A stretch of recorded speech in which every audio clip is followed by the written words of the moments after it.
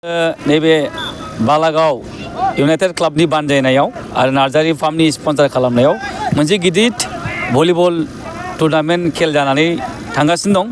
आरो दिनैनो one day जिहेतुके बे खेला जागोन इतिमध्ये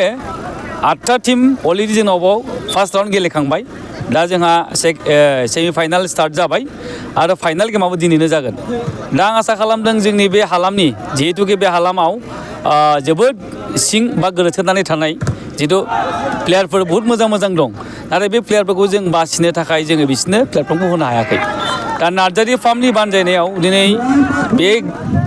बालागाव ओनसोलाव बिथांमोना दिनैसिम भलिबलखौ बोरै गेलेनांगौ बिनि माखासे नियम खान्थिखौ मिथिया दिनै बिथांमोना बुजिदों बा मिथिनो मोन्दों ओरैबायदि गोजोननाय मोन्दों बिथांमोना जे आरोबाव नेक्स्ट बे जायगायाव खेलाखौ गेलेहोफैबावोबा मोजां बे खोथाखौ जोंनि बिनि रायजोफोरजों लोगोसे प्लेयार बिथांमोना जोंखौ खावलायबावदों दा आं आसा खालामदों फैगौ समाव जोङो जिहेतुके जों दा बर्थमान बाव गेलेहोदों किसुमान BCDC लेभेल जों गेलेगासिनो दङ बा बिदिनो मोजां मोजां क्लाब जे गामिफ्राव भलिबल गेलेगासिनो दं बिथांमोनखौ लानानै जों गेलेगासिनो दङ दा फैगौ समाव जों आसा खालामदों बे खेलाखौनो जुदि जोङो BCDC वाइज मोनसे टिम नागिरनानै आरोबाव सायख'जानानै बिथांमोना आरो साबसिननिफ्राय साबसिन प्लेटफर्म मोननानै जोंनि मोजां मोजां गेलेगिरिफोरखौ जुदि जोङो मोजां मोनसे प्लेटफर्म होनो हायो बिनि माखासे जोङो टेकनिक बा बिनि माखासे जोङो बुद्धि बा बिनि प्लेयार नागिरनायनि जे मोनसे हाबाफारि बेखौ जों नार्जारी फार्मा नागिरगासिनो दङ दा आं आसा खालामबावदों बे खेलायाव दिनै लैहोर लैहोर फैनानै बे लावख्रिगुरि जोंनि आदिबासि समाज लाख्रिगुरि जोंनि बर' समाज लाख्रिगुरि एरियानि जोंनि बा बालागाव एरियानि दाब दाब जायगानि बेहाय बिथांमोना गागसानिबो दंफैयो बे खेलाखौ गेलेनानै बिथांमोना जोबोद गोजोननाय बावदों आरो आसा खालामबावबाय आङो फैगौ समाव बेनिफ्राय साबसिन खेला गेलेनो हाबावथों जोंनि प्लेयार बिथांमोना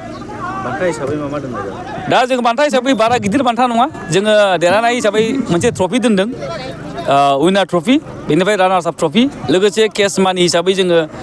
5000 देरहानायनि थाखाय आरो जेननायनि थाखाय जोङो 3000 केस मानि जों होनाय जादों थांखि होननानै बुङोब्ला आंनि थांखिया जाहैदों मा जोंनि जिहेतु बे सराइबिल बा जमदुवार ओनसोलाव जोबोद गोदोथेनानै थानाय मोनसे जायगा जे जायगायाव जोङो बबेबा जिनिसखौ दाबो जों लाबोनो हायाखै नोंथांमोना नुनो मोन्दों मालाबा समाव आङो दाउ होनाय मालाबा समाव नोंथांमोना नुनो मोन्दों मेडिकेल केम्प खालामनाय मालाबा समाव नोंथांमोना नुदों खेलायाव नुनाय जे जिनिसखौ जोंनि समाजाव बा जोंनि बे ओनसोलाव मोनफेरै जिनिस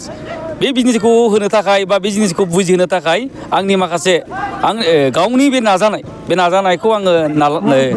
लांबाय थागोन आरो फैगौ समाव जाहाथे रायजोफोरनि अननायाव जाहाथे आङो साबसिननिफ्राय साबसिन सासे समाजखौ सिबिनो हाग्रा बेक्ति जानो हायो बेनि थाखाय आं रायजो राजाफोरनाव आशीर्बाद बिदों